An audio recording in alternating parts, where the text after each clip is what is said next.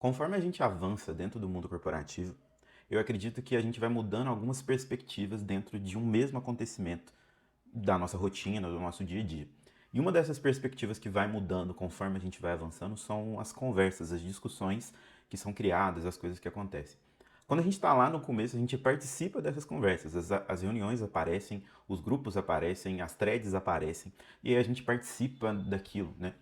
Mas conforme a gente vai avançando, a gente vai entendendo, ganhando maturidade, a gente percebe que parte do nosso trabalho enquanto líder, parte do nosso trabalho dentro de uma cadeira de gestão é criar essas conversas. Eu queria falar sobre isso hoje, da ideia onde a gente intencionalmente precisa parar de participar de conversas, apenas participar e começar a criar conversas com uma intenção muito clara e um interesse muito bem definido. Para quem não me conhece, eu sou Vinícius Miguel e aqui nesse formato de quadro eu trago as minhas perspectivas e visões sobre cenários que acontecem na minha carreira, de profissão, às vezes do mercado, e eu compartilho aqui para a gente criar essa discussão e essa proximidade. E evoluindo um pouco no meu racional, quando a gente parte de uma perspectiva, quando a gente parte de um lugar onde a gente começa a criar conversas, eu acho que a nossa principal intenção, pelo menos a minha principal intenção, é fazer com que os problemas apareçam nos momentos que ele tem que aparecer.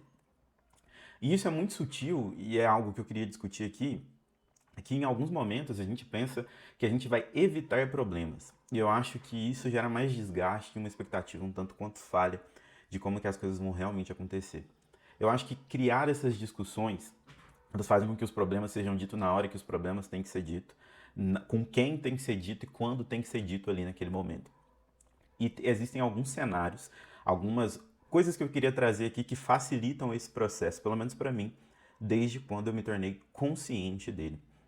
A primeira coisa é fazer isso by design, assim, fazer isso intencionalmente através dos ritos. Eu acho que quando a gente senta numa cadeira de gestão, os ritos eles são extremamente importantes para manter cadência e proximidade, e eles são um ótimo lugar para construir conversa. Muita liderança, provavelmente você já teve uma, já fui essa e tudo mais, criava ritos para resolver problemas. Quando acontece uma falha de comunicação, se cria uma daily. Quando acontece um problema de reportologia, se cria uma weekly. Quando acontece um problema onde o prazo estourou, cria uma quinzenal. Ou cria uma reunião de touchpoint no final do dia para garantir que todo mundo está fazendo o seu trabalho. Então, essas reuniões, meio by design, feitas de uma forma intencional, era sempre uma resposta.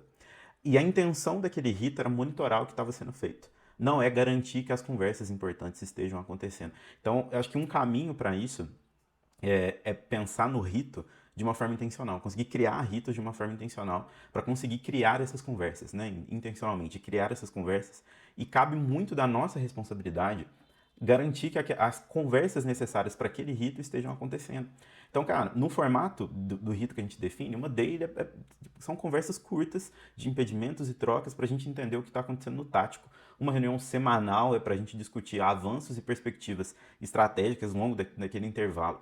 Eu acho que quando a gente coloca intenção e a gente começa a criar essas conversas, a gente deixa de participar, a gente deixa de reagir, ser um agente reativo em cima disso, e vira um agente realmente ativo que precisa fazer elas acontecerem. E não deixar sair da nossa mão a ponto da gente ter que criar para resolver problema de desconfiança, resolver problema de gestão com ritos. Eu acho que nessa perspectiva isso não acontece, não é a melhor forma de levar isso. Uma outra perspectiva que eu tenho sobre isso são os canais de comunicação. E eu acho que é um ponto muito subestimado como a gente usa canais a nosso favor até de forma estratégica. Eu não quero cair no clichê de falar use canais de forma estratégica, não quero cair nesse vídeo aqui. Mas eu acho que o poder de criar um canal, de criar um lugar de comunicação, principalmente nos dias de hoje, onde existem trabalhos remotos e tal, eu acho que é de extrema importância ter visibilidade e governança sobre como aquela comunicação está acontecendo. Muito provavelmente, se você está numa posição de gestão, existem diversos grupos de WhatsApp, 4 canais no Teams, no Slack, onde vai tratando alguma coisa. Então você vai discutindo uma coisa em um, com a mesma pessoa você vai discutindo outra coisa. Um é com o chefe, um é sem o chefe, um é com fulano, o outro é sem fulano. Isso acaba acontecendo. Acho que querer controlar isso, algumas pessoas conseguem, dado o projeto, dado a empresa, dado o time, outras não. Mas muitas pessoas só vão vivendo em cima desse ritmo e não se questionam o porquê de tanto. Ou não puxam uma discussão de como levar eficiência para esse tipo de comunicação. Muitas das coisas nesse contexto a gente não vai controlar. Mas na perspectiva, quando a gente fala desses canais, desses grupos, independente da ferramenta, se é Teams, se é Slack, se é WhatsApp, nós, enquanto gestores e responsáveis, precisamos ser, primeiro, dar o exemplo de como as comunicações ser feitas ali e possibilitar que a governança, ou ser responsável pela governança daquele grupo, ser responsável por isso e garantir que aquilo esteja acontecendo da melhor forma. Então, se você cria um grupo no Teams, por exemplo, você precisa entender quais são as frentes de trabalho que você está fazendo e definir grupos específicos que correspondem àquela frente de trabalho. Um grupo ele serve para dar visibilidade, para conseguir olhar para as coisas, para você ter uma comunicação assíncrona com quem precisa ter. E a governança sobre isso é garantir tipo de mensagem, cadência da mensagem, participantes e estrutura da mensagem.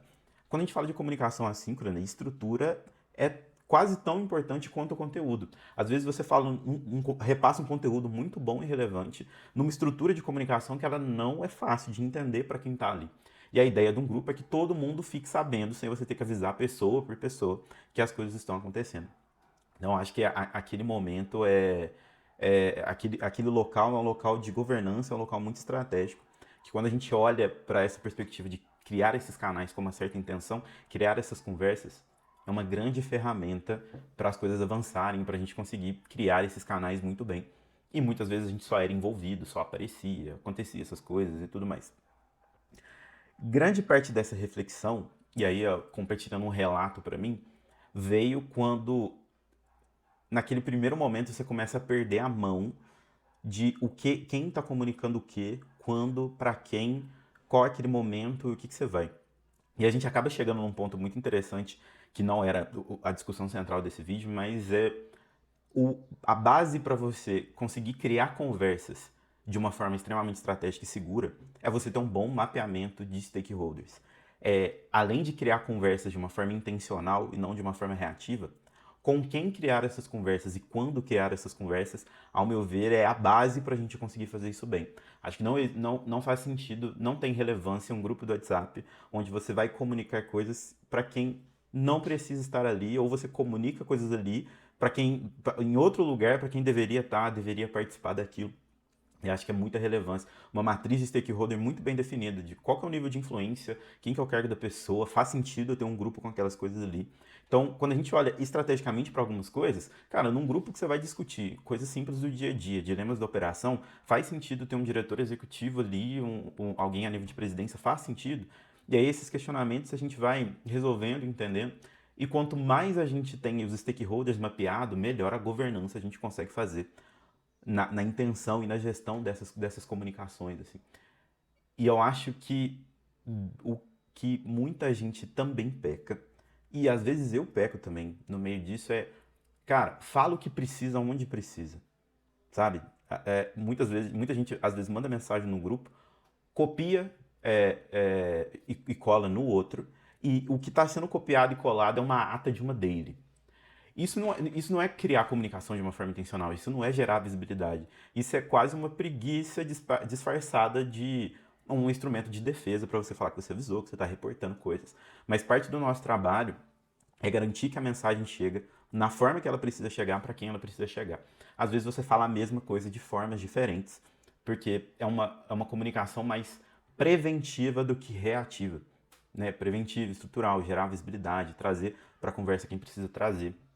E aí a minha perspectiva sobre isso é que em criar conversas tem um leque de coisas que a gente precisa fazer e ir melhorando. Eu me considero tipo em constante melhoria disso. Acho que evolui muito, mas ainda tem muito a evoluir.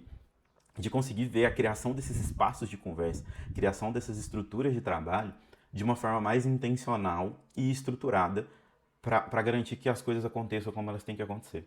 Não vai ser perfeito. Muitas vezes a gente vai ter 5 grupos para falar de mesmo tema. Vai ter um grupo com fulano, um grupo sem o fulano, porque o fulano tem uma postura mais que cobra, mais agressiva e tal, mas isso vai acontecer.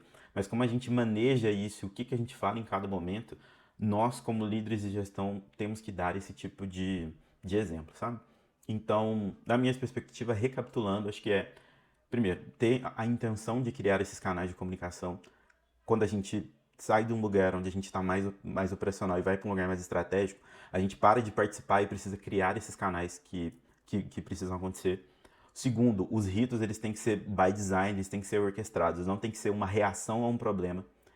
E dentro desses ritos e dentro dessas estruturas, desses grupos e tudo mais, quem precisa ser comunicado precisa estar no seu devido lugar. E como comunicar com essas pessoas deve ser uma responsabilidade nossa. Pode ser delegado por algum liderado, mas a estrutura da comunicação ela é tão importante quanto a mensagem. Acho que tem que ser muito claro tudo que está acontecendo ali.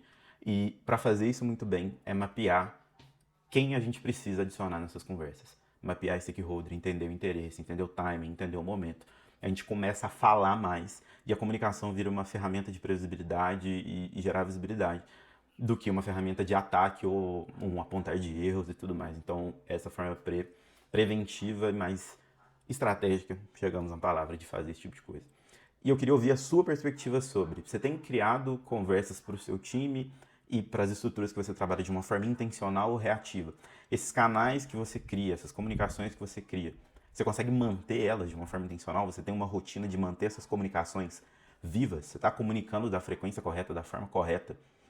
Para quem a gente precisa comunicar? Isso é uma constante melhoria que não tem uma bala de prata. Cada lugar tem a sua maneira de fazer, tem a sua perspectiva, tem um nível de profundidade onde cada cadeira vai querer ir. Tem empresas onde C-levels vão querer saber a nível do número, do bit, o que está acontecendo.